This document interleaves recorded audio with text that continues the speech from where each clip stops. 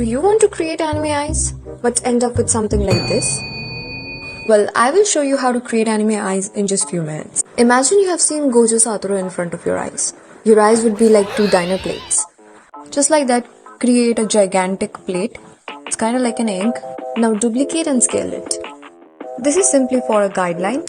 Now with the help of the guideline, create another shape like this. This part is basically your eyeball and the upper part is your eyelid.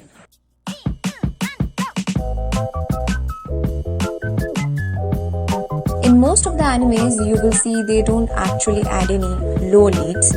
They just add some lashes. Anime characters basically have big eyes, but if you want to create a look of a baby character or a childhood face, like those chibi faces from Boruto or Nezuko's baby form, then you have to make their eyes bigger. Similarly, we are going to create Nezuko's eye.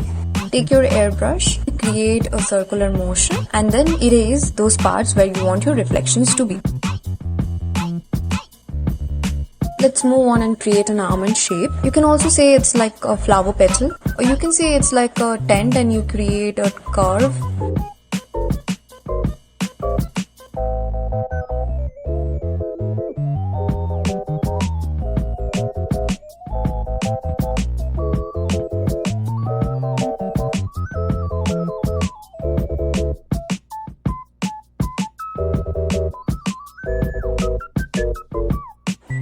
Now if you want to create a character who is more matured and strong and serious, their eyes should be straight rather than having more curves, like characters from Jujutsu Kaisen or My Hero Academia.